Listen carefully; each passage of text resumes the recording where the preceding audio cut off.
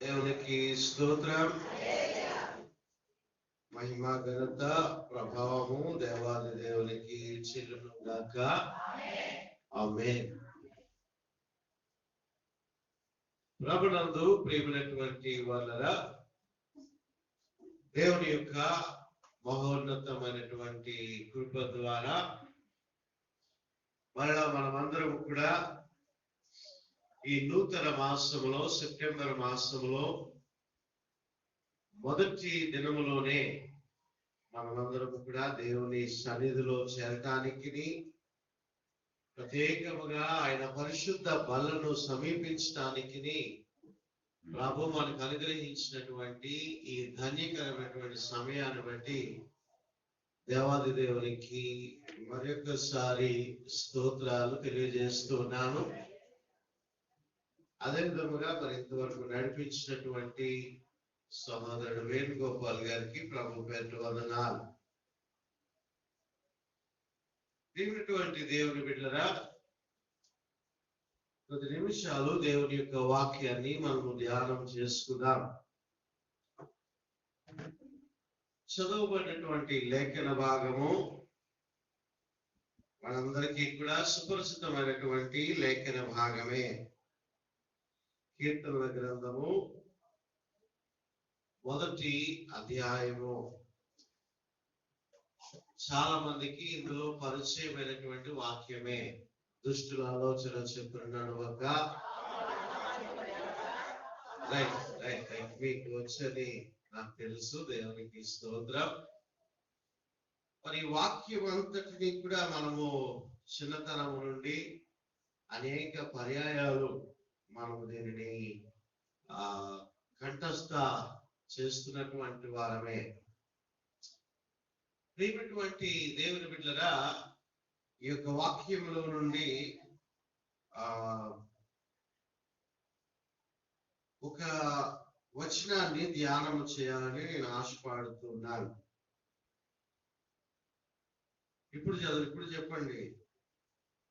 ఇప్పుడు మీరు చెప్పచ్చు. దుష్టుల ఆలోచన చెప్పని నడవక, పాపుల మార్గముల నడవక, అపహాసకులు కూర్చున్న చోటున కూర్చుండక, యెహోవా ధర్మశాస్త్రమునందు ఆనందించుచు దివారాత్రములు దాన్ని ధ్యానించువాడు ధన్యుడు. అతడు నీటి కాలువలో నాటున్నదై ఆకు వాడక తన కాలమందు ఫలమిచ్చు చెట్టు వలె ఉండును. అతడు చేయనదంతయు సఫలమగును. హల్లెలూయా. అతడు చేయనదంతయు సఫలమగును. ప్రియమైనటువంటి దేవుని బిడ్డలారా, ఈ దినాన్ని మనం అందరము కూడా కోరుకునేటువంటిది ఏమిటి అంటే సఫలత. మనం చేసేటువంటి ప్రతి ప్రార్థన సఫలము కావాలని మనము కోరుకుంటాం. మనం చేసేటువంటి ప్రతి విజ్ఞాపన సఫలము కావాలని కోరుకుంటాం. మనము చేసేటువంటి ప్రతి ఆలోచన సఫలము కావాలని కోరుకుంటాం. అది మన జీవితాల్లో మనము చేసినటువంటి లేదా ప్రారంభించినటువంటి పని సక్సెస్ఫుల్ గా ముగియాలి, సక్సెస్ఫుల్ గా అది జరగాలి అని చెప్పి ప్రతి ఒక్కరు కూడా కోరుకుంటాం. ఎవరు కూడా విఫలం అనేటువంటిది కోరుకోరు. అందరికీ కూడా సఫలత కావాలి. ముఖ్యంగా ఈ అధ్యాయంలో నీకు సఫలము కావాలి అంటే, నీవు చేసేటువంటి ప్రతి కార్యము కూడా సఫలత చేకూర్చాలి అంటే, ప్రతి కార్యము కూడా అది ఫలభరితముగా ఉండాలి అంటే, ఆ మొదటి వచనాలు ముందుగా మనకు చూపిస్తూ ఉన్నాడు. ఏంటంటున్నాడంటే, దుష్టుల ఆలోచన చొప్పున నడవక, పాపుల మార్గంలో నిలవక, అపహాసకులు కూర్చున్న చోటున కూర్చుండక, యెహోవా ధర్మశాస్త్రమందు ఆనందించుచు దివారాత్రము దానిని ధ్యానించు వారు ధన్యులు. వారు చేయనదంతయు కూడా సఫలమగును. ముఖ్యంగా ఈ సెప్టెంబర్ మాసం వచ్చిందంటే ఇక వచ్చినటువంటి దినాలన్నీ కూడా, రోజులన్నీ కూడా ఎన్నో అల్లరితో కూడినటువంటి ఆటపాటలు, ఎన్నో రకాలైనటువంటి బూతులు, సరసోకులు, త్రాగుడు, జూదము, ఎంతో భయంకరమైనటువంటి కార్యాలు మన జీవితాల్లో, మన ఇరుగు పొరుగున మనం చూస్తూ ఉంటాం. అటువంటి సమయంలో మన యొక్క విశ్వాసాన్ని మనము కాపాడుకోవాలి, మన భక్తిని మనము కాపాడుకోవాలి, ఎక్కడ కూడా మన పరిశుద్ధతను చెరుపుకోకూడదు. అలాగే మన జీవితాన్ని ఎవరైతే కాపాడుకుంటారో, ఎవరైతే ఆ యొక్క దేవుని మీద ఆధారపడి జీవిస్తారో, దేవుడితో సహవాసం చేస్తారో, దేవుడు అంటున్నాడు వారందరికీ కూడా అతడు చేయనదంతయు సఫలమగును. హల్లెలూయా. యేసుక్రీస్తు ప్రభువుతో ఉంటేనే మనకి సఫలత, ఆయన మార్గంలో నడిస్తేనే మనకి సఫలత. ఏ పనైనా కూడా ఆయనతో ఆరంభిస్తేనే మనకి సఫలత. ఏ కార్యమైనప్పటికీ కూడా ఆయనతో ముగిస్తేనే మనకి సఫలత.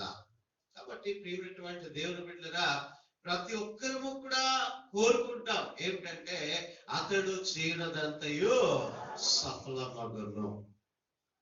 అయితే మనం దేవుని వాక్యాన్ని కొద్ది నిమిషాలు మనం ధ్యానం చేసుకుంటూ ఉన్నాం. దేవుడు వేటిని మన జీవితాల్లో ఆయన సఫలము చేస్తాడు? దేనిని మన జీవితాల్లో సఫలము చేసేటువంటి దేవుడు ఆయన. నీవు ఆయనకి నిజముగా మొరపెట్టినట్లయితే, నిజముగా ఆయనకు నీవు ప్రార్థన చేసినట్లయితే, మన జీవితాల్లో ఆయన ప్రతిదీ కూడా సక్సెస్ మార్గంలోనే ఆయన మనల్ని నడిపిస్తాడు. సక్సెస్ఫుల్ గా ఆయన మనల్ని నడిపిస్తాడు. మనమైతే నడవలేము, మనమైతే ఏమీ చేయలేము. కానీ లోకంలో ఉన్నవాడికంటే మనలో ఉన్నవాడు గొప్పవాడు. హల్లెలూయా. ఆయన పరమ శక్తివంతుడు. ఆయన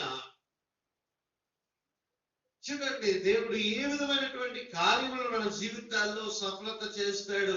కీర్తన గ్రంథము 26వ అధ్యాయం. కీర్తన గ్రంథము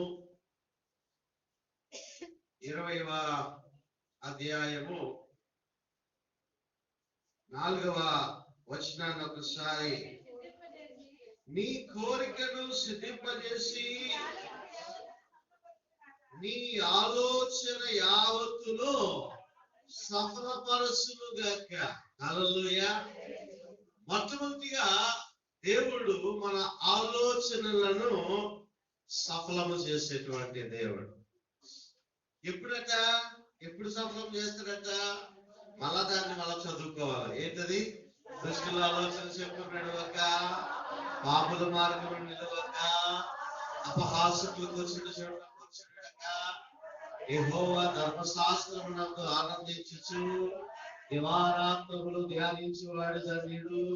అతడు నీటి కాలువలో నాటబడిన వాడై ఆకువాడక తన కాలమందు ఫలించు చెట్టు వలె ఉండును.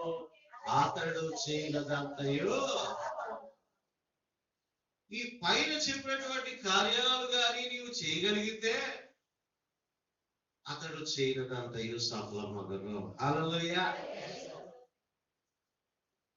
నీలో దుష్టత్వాన్ని నీవు పారద్రోలుకొని నీవు దివారాత్రములు దేవుని ధ్యానిస్తూ, అనగా ప్రార్థన చేస్తూ, వాక్యము చదువుతూ, వాక్యానుసారంగా జీవిస్తూ ఉన్నట్లయితే, ఇదిగో నీవు ఏదైతే ఆలోచన చేస్తున్నావో ఆలోచన అంతా కూడా ఆయన ఏం చేస్తానంటున్నాడు?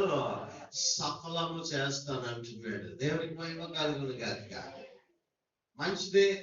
నీ భవిష్యత్తు కొరకు నీవు ఆలోచన చేయడం మంచిదే. నీ బిడ్డల కొరకు నీవు ఆలోచన చేయడం మంచిదే. ఒక సేవకునిగా, ఒక విశ్వాసిగా ఒక దర్శనము కలిగి ఉండాలా. ప్రతి ఒక్కరికి కూడా ఒక విజన్ ఉండాలా. తిన్నామా, పడుకున్నామా, తెల్లారిందనేటువంటి జీవితాలు కాదు. ఒక విజన్ ఉండాలి, ఒక దర్శనం ఉండాలా. రాబో కాలానికి, రాబో కుటుంబానికి, తరతరాలకు మనం ఏ విధముగా ఉపయోగపడుతున్నాం అనేటువంటి ఆలోచన ఉండాలా. ముందు చూపు అనేటువంటిది ఉండాలా. ఒక ఆలోచన అనేటువంటిది కుటుంబ యజమాని ఈరోజు వచ్చింది కదా, తినేసామా, పడుకున్నామా, తాగామనేటువంటిది కాదు. మళ్ళీ అలాగంటే ఏమంటారు, రేపటి గురించి చింతించకుడు అన్నాడు ప్రభు అంటారు కదా. దేవుని చెత్త చింతించకుడు అంటే అది వేరు విషయం. కానీ నీవు భవిష్యత్తు మీద, ఫ్యూచర్ మీద, రేపొద్దున ఈ రోజు మనము అనేక మంది మిషనరీలు ఇక్కడ మనం QMB చర్చ్ కానివ్వండి, ఆంధ్ర బాప్టిస్ట్ చర్చ్ కానివ్వండి, కల్వరి బాప్టిస్ట్ చర్చ్ కానివ్వండి, భీమిల్లో ఉన్నటువంటి చర్చిలు కానివ్వండి, ఇంకా అనేకమైనటువంటి సంఘాలు, ముఖ్యంగా మన అవనిగడ్డ నుండి సోంపేట వరకు ఉన్నటువంటి అనేకమైనటువంటి సంఘాలు, బాప్టిస్ట్ సంఘాలు ఈరోజు ఆనాడు కొన్ని వందల సంవత్సరాల క్రితము బాప్టిస్ట్ వారు, ఆ పితామహులు మెక్లారిన్ గారు కానివ్వండి, క్వర్క్ కానివ్వండి, కెంపనీ గారు కానివ్వండి, కొంతమంది మిషనరీలు వారు విజన్ కలిగి వారు ఆ స్థలాన్ని కొని అక్కడ చిన్న మందిరాలు కట్టి దాన్ని ఆ విధముగా వారు ముందు చూపు కలిగి ఉన్నారు. అంతేగాని మేము ఇక్కడ పాతుకుపోతాం, మేము ఇక్కడ ఉండిపోతాం మేము అని ఆలోచన వారికి లేదు. కాబట్టి ఈరోజు ఆ దేవాలయాలన్నింటిలో కూడా దేవుని ఆరాధన జరుగుతూ ఉంది. హల్లెలూయా. అలాగే మనము అరకు వెళ్తున్నప్పుడు కూడా ఆ శుక్రమెట్ట చర్చ్ దగ్గర మనం అందరం కూడా ఆగాం. అక్కడ ఆ శుక్రమెట్ట చర్చ్ దగ్గర అది పురాతనమైనటువంటి 1939లో కట్టినటువంటి సంఘం. అది ఎంత పెద్ద ప్రాంగణం ఉందో చూసారా. ఎంత మన ఇటువంటి ఏరియాలో అయితే కానీ అక్కడ ఎంత నెమ్మది సమాధానంగా ఉంటది, ఎంత చక్కగా దేవుని స్తుతిస్తూ అక్కడ కూర్చుంటేనే చాలు కదా. దేవుని ఆత్మలాగా అల్లాడుతున్నట్టుగా ఉంటది కదా అక్కడ. దాని గురించి కూడా ప్రార్థన చేయాలి. ప్రభువా ఆ తలుపులు కూడా తెరవబడాలా, ఆరాధన కూడా జరగాల అని. కాబట్టి ప్రియమైనటువంటి దేవుని బిడ్డగా మనకి ఆలోచన అనేటువంటిది ఉండాలి. అది మంచి ఆలోచనగా ఉండాలి. ముఖ్యంగా దైవ సంకల్పమైనటువంటి దేవుని యొక్క క్రియల కొరకైనటువంటి ఆలోచన అయితే అది ఇంకా దేవుడు సంతోషిస్తాడు. ఆ ఆలోచనలన్నిటినీ కూడా ఆయన సఫలము చేస్తాడు. కాబట్టి నీవు నిజముగా దేవుని సన్నిధిలో దివారాత్రములు ప్రార్థన చేస్తూ, వాక్యము చదువుతూ, దేవుని మీద ఆధారపడి నీవు జీవిస్తే నీ ఆలోచన యావత్తు ఆయన సమకూరుస్తాడండి. హల్లెలూయా. చాలా మంది పెద్ద పెద్ద బుక్స్ చదవమంటే చదివేస్తారు కదా. ఏవేవో బుక్స్ చదువుతూ ఉంటారు కదా. బీటెక్, MBA, బిజినెస్ కోర్సులు, డిప్లొమా కోర్సులు, ఎన్ని పుస్తకాలు చదువుతారో. కానీ ఆ పుస్తకాలన్నిటికంటే చదవలసినటువంటి పుస్తకం ఏంటంటే పరిశుద్ధ గ్రంథం అండి. హల్లెలూయా. మొట్టమొదటిగా నీవు చదవలసినటువంటి గ్రంథము పరిశుద్ధ గ్రంథము. మొట్టమొదటిగా నీవు ఆశ్రయించవలసినటువంటి స్థానము దేవుని యొద్ద నీవు ఆశ్రయించాలా. ఎవరైతే నీవు మంచిదే, నీవు చదువు. దేవుని నమ్ముకున్నటువంటి వారందరూ కూడా ఎలా ఉండాలా, జెమ్స్ లాగా ఉండాలట. ఎలా ఉండాలా, మంచి తెలివైన వాళ్ళు, మంచి ఇంగ్లీష్ మాట్లాడేటువంటి వాళ్ళు. అంటే 5వ క్లాస్ చదువులో పక్కన పెట్టేయండి, దేవుడు మిమ్మల్ని అలాగే వాడుకుంటున్నాడు. కానీ ఇప్పుడు జనరేషన్ అన్ని సౌకర్యాలు ఉన్నాయి కాబట్టి, తల్లిదండ్రులు లేకపోయినా వారు మిమ్మల్ని చదివిస్తున్నారు కాబట్టి మీరు ఏం చేయాలా, దేవునికి మహిమకరంగా చక్కని నాలెడ్జ్ మీరు దానికంటే ముందుగా ఈ బిబ్లికల్ నాలెడ్జ్ సంపాదించాలా. ఈరోజు పుస్తకాలు, పెద్ద పెద్ద పుస్తకాలు చదువుతున్నటువంటి వారిని చక్కగా ఫస్ట్ ర్యాంక్ లో పాస్ అవుతారు, చక్కగా మంచి మార్కులు తెచ్చుకుంటారు, మంచి ర్యాంక్స్ తెచ్చుకుంటారు. అదే బైబిల్ తీసి అడగండి, బైబిల్ వాక్యాలు అడగండి, వాళ్ళు ఎక్కడ ఉంటారు, ఎక్కడో ఉంటారు కదా. దేవుడు ఇంకా నీ జీవితాన్ని ఆశీర్వాదకరంగా ఉంచాలంటే, నీ ఆలోచన అంతయు కూడా సఫలము చేయాలి అంటే ఆ కీర్తన గ్రంథం మొదటి 2 వచనాలు కూడా మనము ఫాలో అవ్వాలి. అతడు చేయనదంతయు కూడా సఫలమగును. ముఖ్యంగా ఈ అరకు గాస్పల్ క్యాంప్ వెళ్ళాం కదా, 26, 27 తేదీ కదా. ఈ 2 తేదీలు కూడా మనము సిద్ధపరచుకొని ప్రార్థనా పూర్వకముగా దేవుని సన్నిధిలో మనము చేసుకుంటూ, ప్రార్థన చేసుకుంటూ ఆ ప్రయాణాన్ని మనం ఏం చేస్తాము అండి, ప్రారంభించాం కదా. నిజంగా ప్రియమైనటువంటి దేవుని బిడ్డలారా, మన శుక్రవారం కూడా నేను చెప్పాను కదా, ప్రార్థన చేస్తున్న అందరూ కూడా 26, 27 మా పాస్టర్ గారు సిద్ధపరిచారండి, 26, 27 మా పాస్టర్ గారు సిద్ధపరిచారండి అనే మొదలు పెట్టారు ప్రార్థన. ఏమండి, ఒకవేళ 26, 27లో కానీ ఇలాంటి వర్షాలు తుఫాను పెడితే మా పాస్టర్ గారి కానీ బుర్ర ఉందా? వర్షాకాలంలో పెడతాడా? వర్షాకాలంలో గాస్పల్ క్యాంప్ పెట్టి ఇలా మాట్లాడతారు కదా. కొండ చర్యలు అన్ని వెలుగుపడతా ఉన్నాయి, మీరు టీవీలో చూస్తున్నారా? నిజంగా ప్రియమైనటువంటి దేవుని బిడ్డగా ప్రార్థనాపూర్వకముగా కలిసినటువంటి మనోహర పండుగలోనైతేనేమి, ప్రతి ప్రార్థన సంఘ ప్రార్థన దినాల్లో అయితేనేమి, ప్రతి సందర్భంలో కూడా అనేక మంది విశ్వాసులు ప్రార్థన చేశారు. దేవుని దాసులుగా ఆయన సన్నిధిలో ప్రార్థన చేస్తున్నాను. దేవుడు మన ఆలోచన అంతా కూడా మన ఆలోచన కన్నా ఇంకా రెట్టింపుగా దేవుడు సఫలము చేశాడు. హల్లెలూయా. దేవుడు నీ ఆలోచన సఫలం చేసేటువంటి దేవుడు. ఎప్పుడు తెలుసా? నీవు ప్రార్థన చేసినప్పుడు, దివారాత్రంలో గడిపినప్పుడు నీవు ఆలోచన చేసావు, ప్రభా ఇగో ఆలోచన చేసినాను ఆయన, అది మంచిదో చెడ్డదో నీ దృష్టికి అంగీకృతంగా ఉన్నట్లయితే దాన్ని నీవు సఫలము చేయని ఆయన పాదాల చేత నీ ఆలోచన పెట్టినట్లయితే ఆలోచన ఆయన సఫలం చేస్తాడు. హల్లెలూయా. రెండో విషయాన్ని నేను జ్ఞాపకం చేస్తున్నాను చూడండి. 16వ అధ్యాయము సామెతల గ్రంథము 16వ అధ్యాయము 2, 3 వచనాలు.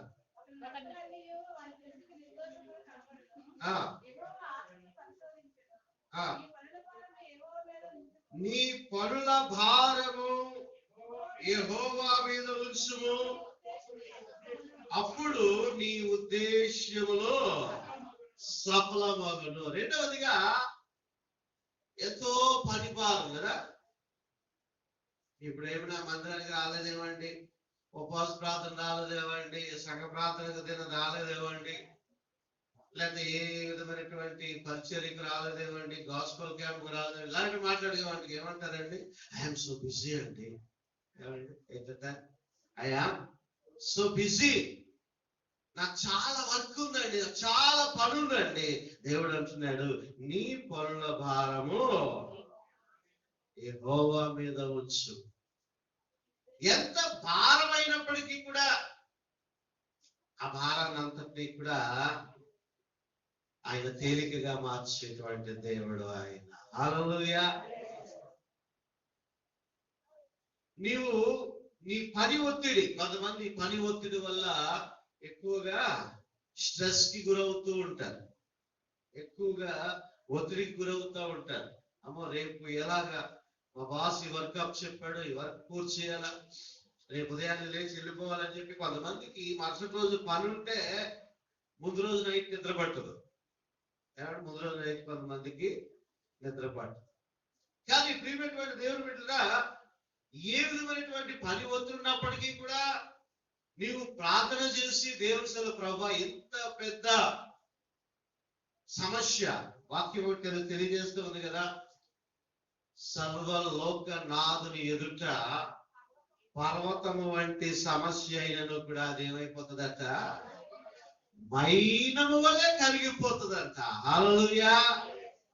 నీ ఎదుట పర్వతము వంటి సమస్య ఉన్నప్పటికీ కూడా అదేమైపోతుందంటే మైనము వలె కరిగిపోతుంది. నువ్వు ఆశ్చర్యపోతావు, ఏంటి ప్రభు ఇలాగ చేసేసాడు,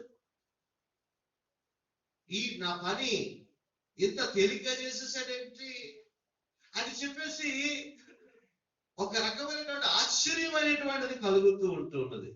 కాబట్టి ప్రియమైనటువంటి దేవుని బిడ్డలారా, నీ ఉద్దేశాన్ని ఆయన సఫలం చేస్తాడు. నీ పనుల భారం ఏమున్నప్పటికీ కూడా ఆయన మీద పెట్టు. ఆయన అంటున్నాడు, ఇదిగో మీ చింత యావత్తు కూడా నా మీద వేడి అంటున్నాడు ఆయన.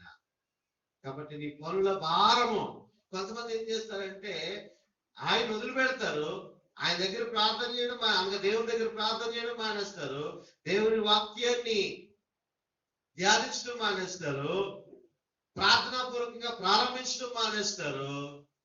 అప్పుడు ఇంకా తిరుగుతా ఉంటారు, ఫైల్ పట్టుకొని తిరుగుతా ఉంటారు, వస్తువులు పట్టుకొని తిరుగుతూ ఉంటారు. ఎందుకంటే సమస్యకు పరిష్కారము దొరకదు. సమస్యకు పరిష్కారం దొరకదు. కారణం ఏంటో తెలుసా? నీవు మొట్టమొదటిగా దేవుని యొద్దకు నీవు రాలేదు. నీవు మొదటిగా దేవుని నీవు అడగలేదు. మొదటిగా నీవు దేవునికి నీవు ప్రార్థన చేయలేదు. మొదటిగా నీవు దేవునికి కృతజ్ఞతాస్తులు చెల్లించలేదు. తద్వారా ఇదిగో నీ ఉద్దేశము సఫలము కాకుండా నీ పనులు ఒత్తిడి ఎక్కువైపోతానే ఉంటూ ఉన్నాయి. దేవుడు అంటున్నాడు, నీ ఉద్దేశాన్ని సఫలపరుస్తాను అంటున్నాడు. హల్లెలూయా. మూడో విషయాన్ని నేను జ్ఞాపకం చేస్తున్నాను. కీర్తన గ్రంథము 20వ అధ్యాయము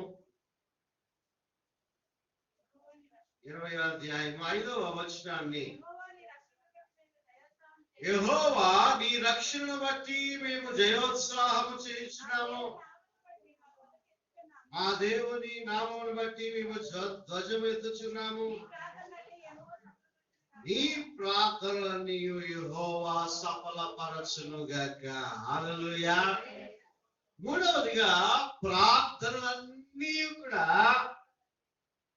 సఫలపరిచేటువంటి దేవుడు అండి. ఏమండి, గడిచిన వారమంతయు కూడా ఎంతో వేదనలో సహోదరి భారతి గారు వారు దేవుని నామంలో మనమరాలు కావాలని వారు కోరుకున్నారు. చక్కని ఆడబిడ్డను దేవుడు దయచేశాడు. అశోక్ మౌనికాలను దీవించి బిడ్డ పుట్టగానే సంతోషించారు. ఫస్ట్ కాల్ నాకు చేశారు. ఆనందమైన కొన్ని నిమిషాల్లోనే బిడ్డను తీసుకుని వెళ్ళి ఆ యొక్క ఐసీయూలో బ్రీతింగ్ ప్రాబ్లం ద్వారా అక్కడ పెట్టడం జరిగింది. ఇక అక్కడి నుంచి ఆ బిడ్డ ఎలాగుందో తల్లికి తెలియదు, కుటుంబానికి కూడా తెలియదు. అట్లాగే అక్కడే ఎలాగా ఆ ఐసీయూలోనే ఉంచారు. రోజులు గడుస్తున్నాయి. 1, 2, 3 మనకి వెళ్తున్నప్పుడు కూడా వాళ్ళు హాస్పిటల్లోనే ఉన్నారు. ఓ పక్కన వెంటనే దానికి తోడు భారతి గారికి వామిటింగ్స్, ఈ డయేరియా, ఇమోషన్స్ పట్టుకునే తర్వాత అశోక్ కి బలహీనైపోయాడు. ఒక పక్కన మౌనిక ఒంటరిగా అక్కడ ఉంది, ఒక పక్కన బిడ్డ ఏమో ఐసీలో ఉంది. దేవుని బిడ్డగా సహోదరి ఎంతగానో ప్రార్థన చేసి ఉండవచ్చు. సంఘముగా ప్రార్థన చేస్తున్నాం. దేవుని దాసునిగా దేవునికి మొరపెట్టినాం. దాసుని కుటుంబముగా ప్రియమైనటువంటి దేవుని బిడ్డరా, నిన్నటి దినాన్ని డిశ్చార్జ్ అవ్వడానికి దేవుడు కృప చూపించాడు. హల్లెలూయా, హల్లెలూయా. నీ ప్రార్థనలన్నీ యెహోవా సఫలపరచునుగాక. నీవు ప్రార్థన చేసేది ఎక్కడుంది? పనులైతే అయిపోవాలా, కార్యాలు అయిపోవాలా, క్రియలు అయిపోవాలి, కానీ మోకాలు మట్టుకు వంగవు, చేతులు జోడించము. దేవుని సన్నిధిలో ప్రార్థన ఒక్కసారి ఎవరికి వారు ప్రశ్న చేసుకోండి. దినములో నీ ప్రార్థనా సమయం ఎంత? దినములో నీ ప్రార్థనా సమయము ఎంత? 5 నిమిషాలైనా ఉంటుందా? ప్రశ్న చేసుకోండి ఒకసారి. ఇవి లెక్కకు రావు. భోజనం అప్పుడు ప్రభావం అంటారు అంతే, ఎంత తినేద్దామా అని కదా. భోజనం అప్పుడు, వెళ్ళినప్పుడు ఈ ప్రార్థన పక్కన పెట్టండి. నీవు వ్యక్తిగతముగా ఎంతసేపు నీవు ప్రార్థన చేసుకుంటున్నావు? 5 నిమిషాలా? 24 గంటల్లో దేవునికి ఇచ్చిన 5 నిమిషాలు. అందుకే నీ పనులు సఫలం అవటంలే, నీ ప్రార్థనకి జవాబు రావటంలే. దేవుని సన్నిధిలో వేరే విషయాల దగ్గర ఎంత సమయం గడుపుతావు? వేరే వాటికి ఎంత సమయాన్ని కేటాయిస్తావు? నీ పనులకు ఎంత సమయాన్ని కేటాయిస్తావు? సరదాలకి, సంతోషాలకి, సుఖాలకి ఎంత సమయాన్ని కేటాయిస్తున్నావు? దేవునితో ప్రార్థన చేయడానికి నీవెంత సమయాన్ని కేటాయిస్తున్నావు? నీవు ఖచ్చితంగా నిజముగా దేవునికి నీవు మొరపెడితే నీ ప్రార్థనలన్నీ కూడా ఏమైపోతాయట? సఫలమైపోతాయంట. హల్లెలూయా. ఎస్తేరు 3 దినాలు ఉపవాసం ఉండి మొరపెట్టి ప్రార్థన చేసింది. ఏమైపోయిందండి? యూదులందరూ రక్షించబడ్డారు. ఆ భయంకరమైనటువంటి క్రూరుడు హామాను తను తీసుకున్నటువంటి గొయ్యిలో తానే పడ్డాడు. వాడే ఉరికంబానికి ఎక్కిపోయాడు. ఈరోజు నీకు ప్రార్థనకి అంత శక్తి ఉంది. ప్రార్థన లోపము ఏమంటే విటమిన్ లోపం అంటారు కదా, కానీ ప్రార్థన లోపం ఉండకూడదంట. ప్రార్థన విషయంలో పేదవారు కాకూడదంట. నీవు ప్రార్థన విషయంలో పేదదానిగా ఉన్నావేమో. ఏమంటే ఒకసారి ప్రశ్న చేసుకుని నిజంగా ఆయన మొరపెట్టు, నీ ప్రార్థనలన్నీ కూడా సఫలము చేస్తాయి. ఆనాడు మోషే యెహోషువ ప్రార్థన చేస్తే వారి ప్రార్థనకు మోషే ప్రార్థించగా మన్నాను కురిపించితివి. మోషే ప్రార్థించగా మన్నాను కురిపించితివి. యెహోషువ ప్రార్థించగా చంద్రుల నాటితివి. యెహోషువ ప్రార్థించగా చంద్రుల నాటితివి. నామము ఎంతో బలమైనది, ఎంతో బలమైనది, అది ఎంతో ఘనమైనది. హల్లెలూయా. ప్రార్థనకి అంత శక్తి ఉంది. నీవు ప్రార్థన చేస్తున్నావా? నువ్వు నిజముగా దేవునికి మొరపెడుతున్నావా? ఆయన సన్నిధిలో అంగలారుస్తున్నావు. మనుషుల దగ్గరికి వెళ్ళిపోయి ఆ చేతులు పట్టుకుని అయ్యా ఇవి చేతులు కాదు కాళ్ళు అనుకోండి అని ఏడుస్తూ ఉంటావు. వాళ్ళు 10 సార్లు రమ్మంటే వాళ్ళ చుట్టూ తిరుగుతూ ఉంటావు. ఆఫీసుల చుట్టూ తిరగమంటే తిరుగుతూ ఉంటావు. ఎక్కడెక్కడికో రమ్మంటే అక్కడ పోతా ఉంటావు. కానీ రహస్యమందు చూసినటువంటి నీ దేవునికి ఏమంటాడు ప్రభు? నీ గదిలోకి పోయి నీ తలుపు వేసుకొని రహస్యమందు చూసినటువంటి నీ దేవునికి నీవు మొరపెట్టు. నీ ప్రార్థనలన్నీ కూడా ఆయన సఫలం చేస్తాడు. హల్లెలూయా. నీ ఆలోచనలన్నీ ఆయన సఫలం చేస్తాడు. నీ ఉద్దేశాలన్నీ సఫలం చేస్తాడు. నీ పనుల భారం అంతటి కూడా ఆయన సఫలం చేస్తాడు.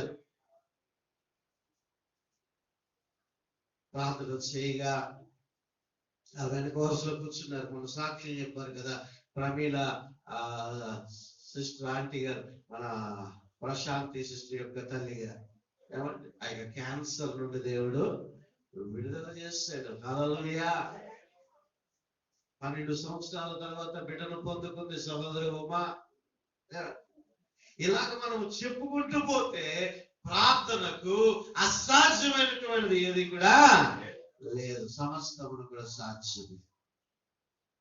నువ్వు ప్రార్థన చేయట్లేదు, అందుకే ఎక్కడ వేసుకు గొంగలు అక్కడే అన్నట్టుగా నీ పనులు అలా ఉండిపోతున్నాయి. నీ ఆలోచనలు, నీ సమస్యలు, నీ వ్యాధులు ఇవన్నీ అలాగే ఉండిపోతున్నాయి. నువ్వు ప్రార్థన చేయి, ప్రభుని అడుగు. 4వ విషయం నేను జ్ఞాపకం చేస్తున్నాను. చూడండి ఒకసారి యెషయా గ్రంథము, నెహెమ్యా గ్రంథము,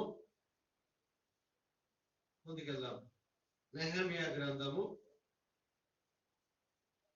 2వ అధ్యాయము, నెహెమ్యా గ్రంథము 2వ అధ్యాయము 20వ వచనాన్ని. ఆకాశమందు నివాసి అయినటువంటి దేవుడు తానే మా ప్రయత్నమును సఫలము చేయును గనుక ఆయన దాసులమైన మేము కట్టుటకు. హల్లెలూయా. నెహెమ్యా ఒక గొప్ప ఉత్కృష్టమైనటువంటి పనిని నెహెమ్యా ప్రారంభించాడు. పాడైపోయినటువంటి యెరూషలేము ప్రాకారములను కట్టడానికి, కాల్చివేయబడినటువంటి ప్రాకారాలు తిరిగి నిర్మించడానికి, మరలా తిరిగి పునరుద్ధరించడానికి ఒకే ఒక్కడు, సామాన్యుడు కాదు అసమానుడుగా నిలవబడి ఉన్నాడు. నేను కడతాను, నేను కూడుకుంటాను, మళ్ళా ప్రజలందరూ నేను ఏకం చేస్తాను, ఇశ్రాయేలు అందరినీ కూడా నేను పోగు చేస్తాను, మరలా వారిలో ఉజ్జీవాన్ని నేను కలిగిస్తానని చెప్పి ప్రార్థన చేస్తున్నాడు. అంటున్నాడు, ఇదిగో సర్వశక్తులైనటువంటి దేవుడే మా యత్నమును ఏం చేస్తాడట, సఫలము చేయును కనుక మేము కట్టుటకు పూనుకుంటున్నాం అంటున్నాడు. ఏమండి, దేవుడి మీద ఎంత నమ్మకము. ఈరోజు నీ ప్రయత్నాలను సఫలం చేస్తాడు అంటున్నాడండి ఆయన. ఎవరు ఆయన? సర్వశక్తులైనటువంటి దేవుడు, సర్వశక్తులైనటువంటి దేవుడు. చక్కని పాట మనందరికీ వచ్చు కదా. యేసు నీవే కావాలయ్యా, నాతో కూడా రావాలయ్యా, యేసు నీవే కావాలయ్యా, నాతో కూడా రావాలయ్యా,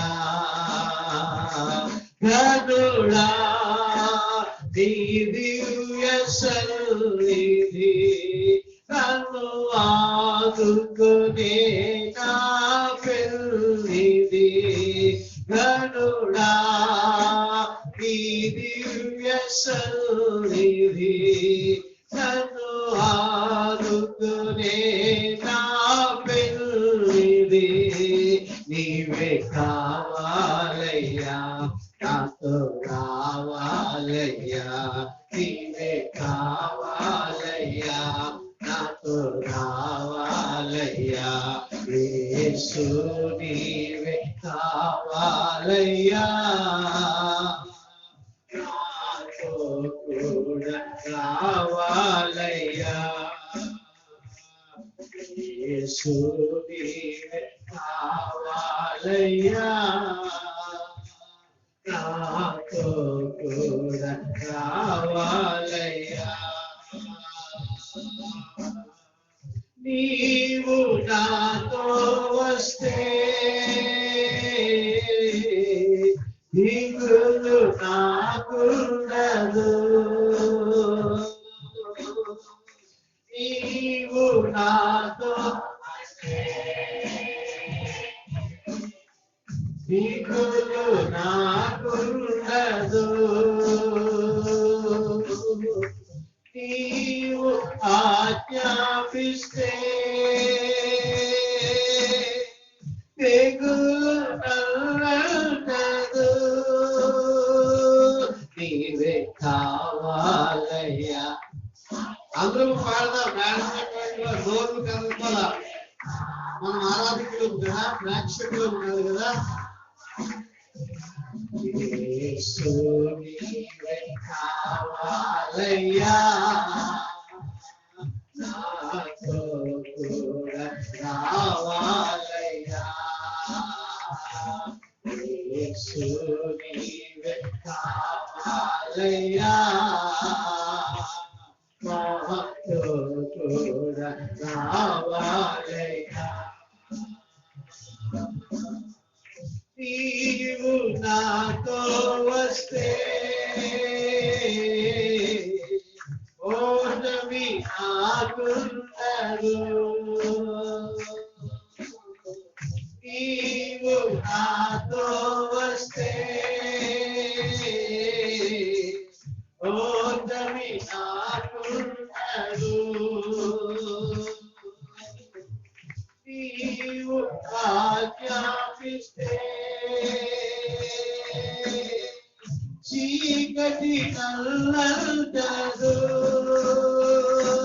నీవే కావాలయ్యా, నాతో రావాలయ్యా, నీవే కావాలయ్యా, నాతో రావాలయ్యా, యేసు నీవే కావాలయ్యా, నాతో కూడా రావాలయ్యా, యేసు నీవే కావాలయ్యా, నాతో కూడా రావాలయ్యా.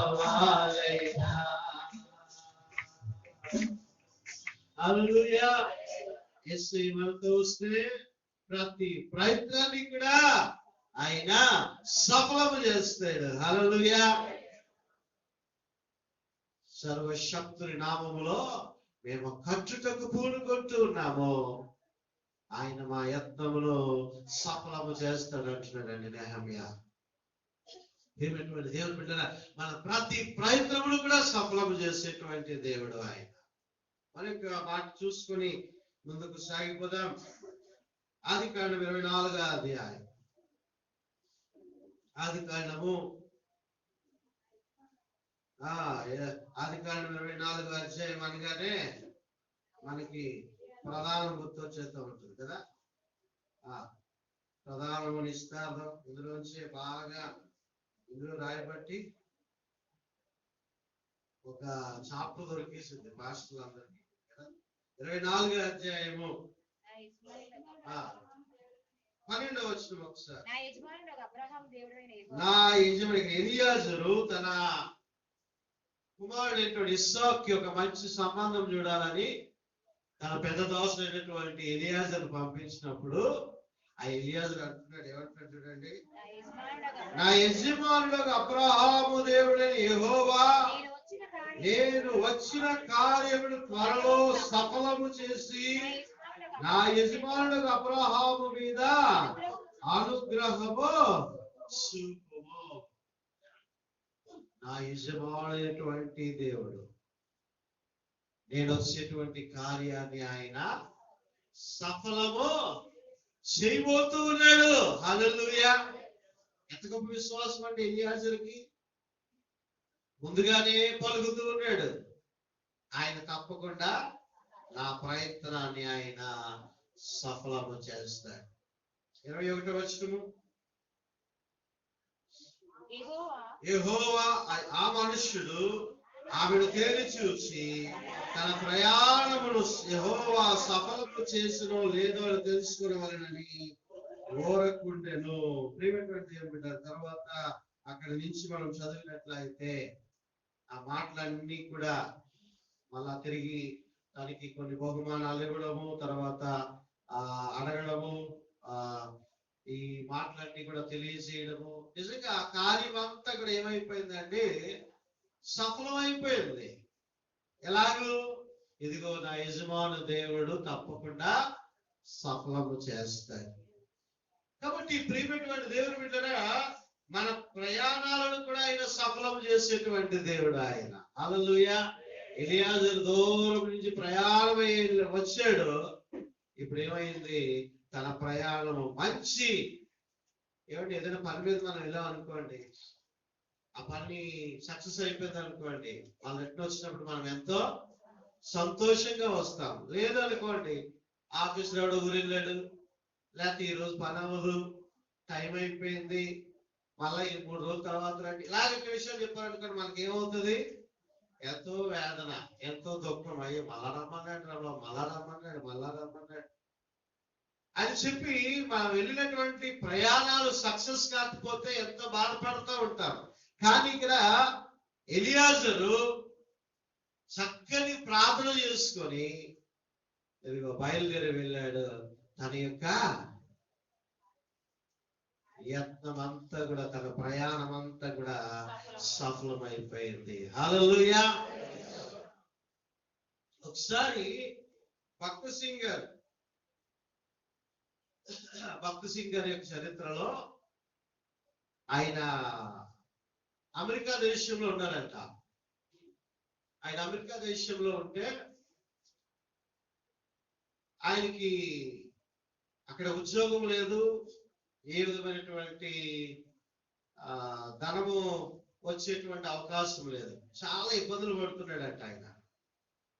అయ్యో ఎలాగా ఏంటి నా పరిస్థితి అని చెప్పేసి వాళ్ళ నాన్నకి లెటర్లు రాశాడంట, పోస్ట్ చేశాడంట. ఆయన కొన్ని లెటర్లు, కొన్ని ఉత్తరాలు రాసినప్పటికీ కూడా ఎలాంటి రిప్లై రాలేదంట. ఈయనేమో పాపం ఆకలితో అల్లాడిపోతున్నాడు, ఎక్కడి నుంచి కూడా ధనం రావట్లేదు, ఏం చేయాలో తెలియటం లేదు, అమెరికాలో చిక్కుపడిపోయాడు. ఇక కొన్ని కొన్ని హోటల్స్ కి కొన్ని ఆ ప్రదేశాలకు వెళ్ళి అడుగుతున్నాడట, ఏమైనా పని ఉంటే కొద్దిగా చూడండి, ఏదైనా ఉద్యోగం ఉంటే చూడండి, నేను పని చేస్తానంటే ఎవరు కూడా ఏ పని కూడా ఇవ్వటం లేదు, ఏ పని ఇవ్వటం లేదు. అయితే ఒకసారి అకస్మాత్తుగా కొంతమంది డాక్టర్స్ అక్కడ ఒక వారం రోజులు ఒక క్యాంపెయిన్ నిర్వహించారంట. అమెరికాలో ఒక వారం రోజులు ఒక హోటల్లో ఒక మీటింగ్, వాళ్ళకి 7 రోజులు కాన్ఫరెన్స్లు ఉంటూ ఉంటాయి కదా, అలాగ ఒక కాన్ఫరెన్స్ వారికి 7 రోజులు కాన్ఫరెన్స్ ఉన్నదంట.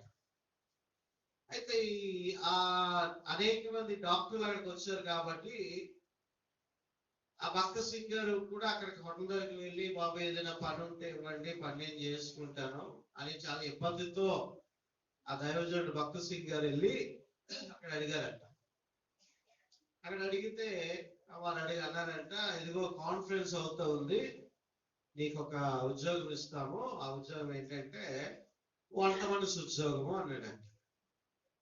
వంట మనిషి ఉద్యోగం అంటే అప్పుడు వంట మనిషి పని ఇస్తాము, కుక్ చేసేటువంటి పని ఇస్తాము, నువ్వు చేయగలుగుతావా అంటే, వీరికి భక్త సింగ్ గారికి వంట రాదు, ఆ వంట పని ఇస్తానంటున్నాడంట, వంట పని ఇస్తామంటున్నారు వాళ్ళు.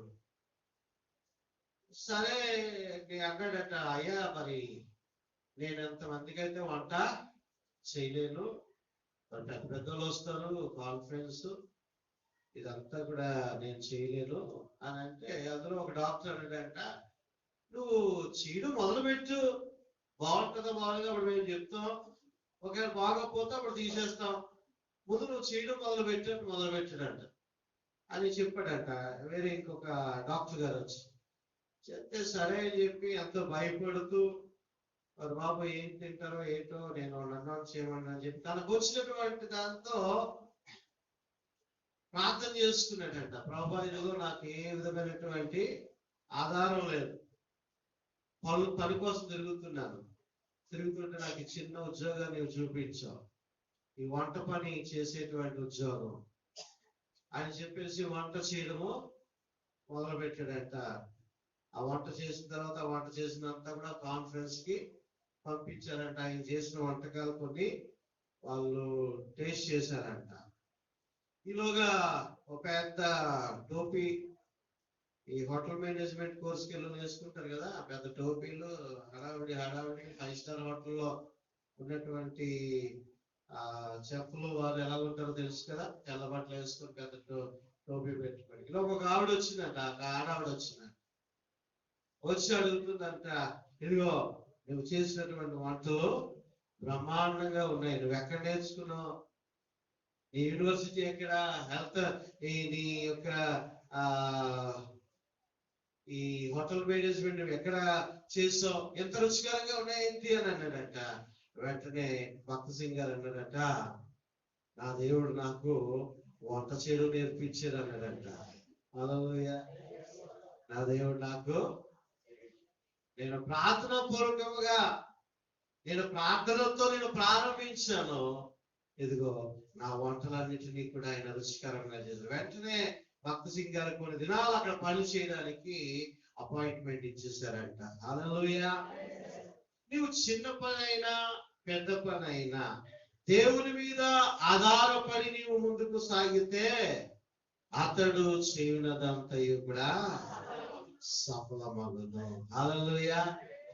కాబట్టి ప్రియమైనటువంటి దేవుడు మన ప్రతి ప్రయత్నమును, ప్రతి ప్రయాణమును, ప్రతి ఉద్దేశ్యమును, ప్రతి పనిని, ప్రతి ఆలోచనను కూడా ఆయన ఏం చేస్తానంటున్నాడు, సఫలము చేస్తానంటున్నాడు. దేవునికి మహిమ కలుగును గాక. ఆయన సఫలము చేసేటువంటి దేవుడు. ఆయన మీద ఆధారపడండి, ఆయనకు అప్పు చెప్పండి. నీ ఊరంతా తిరుగుతా ఉంటావు కాళ్ళు అరిగిపోయేలాగా, కానీ నీవు మోకరించవలసినటువంటిది ఆయన సన్నిధిలో. అతడు చేయనదంతయు సఫలమగును. ఏం చేయాలట? దుష్టుల ఆలోచన చెప్పున్నాడు. ఒక పని చేద్దామా, ఏమనుకోకుండా బైబిల్ తెచ్చినోళ్ళు బైబిల్ తెచ్చిన వాళ్ళు నిలబడి నాతో కలిసి చదవండి. అదే బైబిల్ తెచ్చిన వాళ్ళు మాత్రమే, తేలేని వాళ్ళు కూర్చొనే ఉండండి. బైబిల్ తెచ్చిన వాళ్ళే చదవండి. బైబిల్ తెచ్చిన వాళ్ళే, తేలేని వాళ్ళు అలాగే కూర్చోండి. తేలేని వాళ్ళు అలాగే కూర్చోండి. చదువు రాకపోయినా బైబిల్ తెచ్చిన నిలబడండి, పర్వాలేదు. బైబిల్ తేలేని వాళ్ళు మట్టుకు అలాగే కూర్చోండి. రైట్. దుష్టుల ఆలోచన చెప్పు నడవక, పాపుల మార్గం నిలవక, అపహాసకులు కూర్చుంటుక, యెహోవా ధర్మశాస్త్రము ఆనందించు, దివారాత్రము దాన్ని ధ్యానించువాడు ధన్యుడు. అతను నీటి కాలంలో నాటబడిన వాడై ఆకు వాడక తన కాలమందు ఫలమించు చెట్టు వలె ఉండును. అతడు చేయదంతయు చాలండి. మాట గౌరవించినందుకు వందనాలు. దయచేసి కూర్చోండి. వచ్చేవారు మిగతా వారు అందరూ కూడా లేచి నిలబడి చదువుతారు వాక్యం. కాబట్టి ప్రియమైనటువంటి దేవుని బిడ్డగా నేను జ్ఞాపకం చేస్తూ ఉంటున్నాను, ప్రతి ఆలోచన, ఉద్దేశ్యము, పనుల భారము సమస్తము ఆయన ముందుచ్చినట్లయితే ఈ ప్రార్థనలని యెహోవా సఫలపరచునుగాక. ఆమేన్. దేవునికి మన యొక్క కానుకలను సమర్పించుకుందాం. సహోదరి పాటలు నడిపిస్తూ ఉంటుండగా కానుకలను సేకరించుకుందాం. దశమ భాగములెల్లా దేవునివి. 807వ పాట.